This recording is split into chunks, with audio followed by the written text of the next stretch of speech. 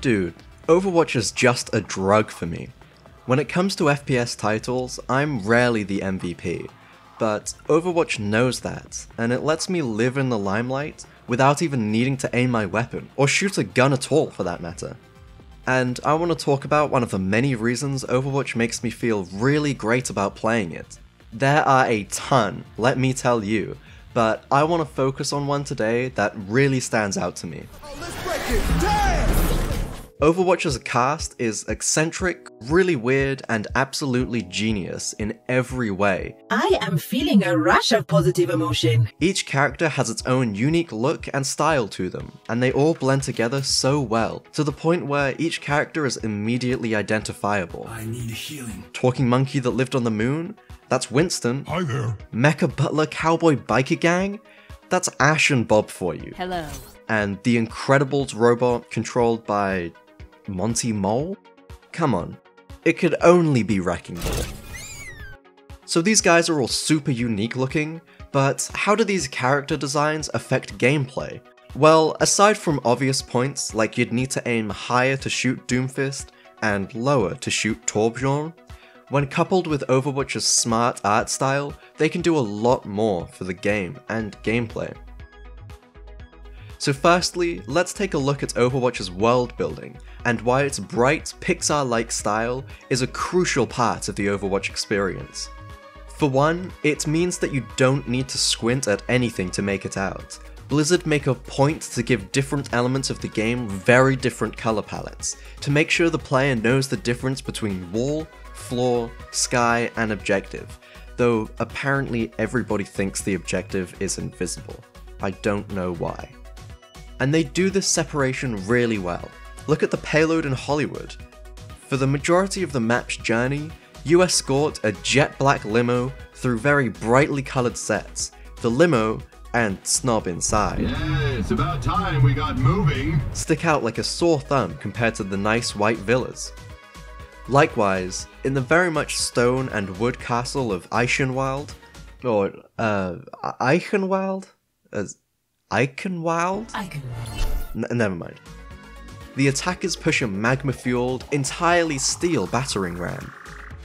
This contrast makes the payload stand out against the world, and help players easily identify their objective.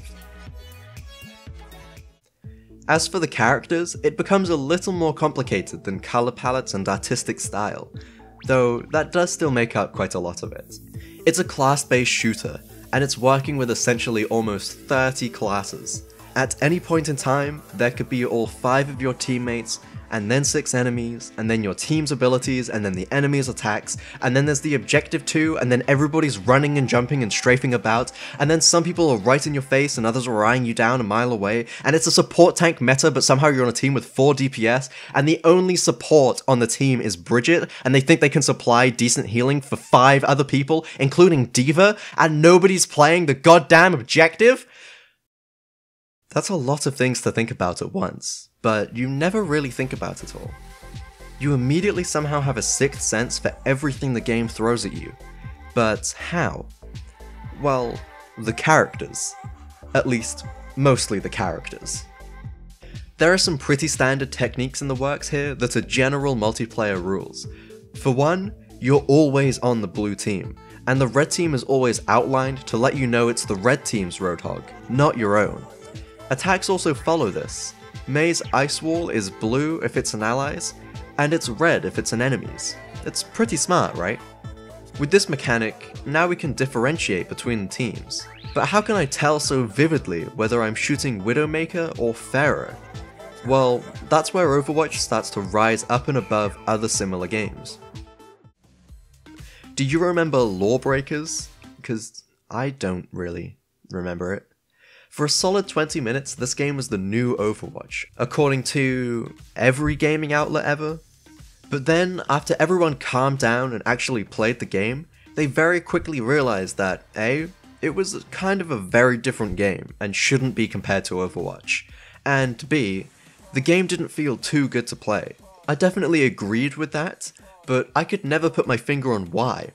The gunplay felt decent, abilities had oomph, and movement was a blast. That's a good sign, but something just wasn't clicking.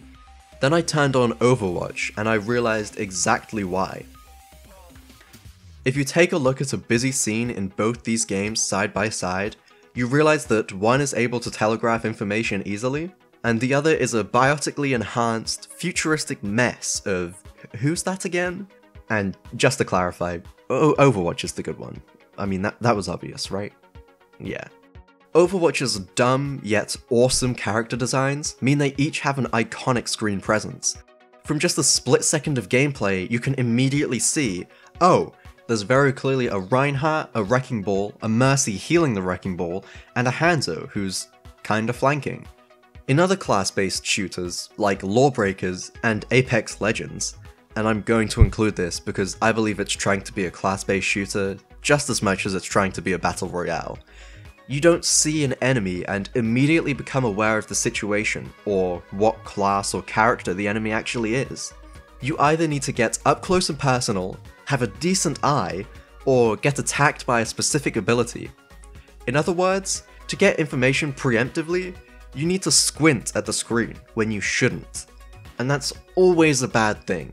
The fact that you don't have to squint in Overwatch is fantastic. It makes the game so much easier to play, to the point where you don't need to really pay too much attention, and you can still understand exactly what's going on. It also lends itself to its skins too. Honestly, I have no idea why Apex Legends has a skin system, other than money. I can wrap my man Bloodhound in tartan all I like, but no one's ever going to recognize it mid-battle. And likewise, I haven't ever seen an enemy and thought, damn, they're looking good. But Overwatch is just like a violent fashion show. Look at this Roadhog shine, tossing out his candy cane like it's nobody's business. It's nigh impossible to miss, making loot boxes and skins really mean something in the game, aside from money. All in all, I think we should really commend Blizz on the world they've built. It's not only super immersive, but it also makes a ton of sense gameplay-wise, because it makes the game accessible to everyone. Through telegraphing by color, art style, and even physical shape, it expands the accessibility of the gameplay tons, even helping those colorblind folks by giving each character a distinct outline. And it makes me feel great when I hop in as T-Racer and know that people are gonna recognize my status as the coolest kid in the fight. I hope, at least, until I start shooting. Thank you.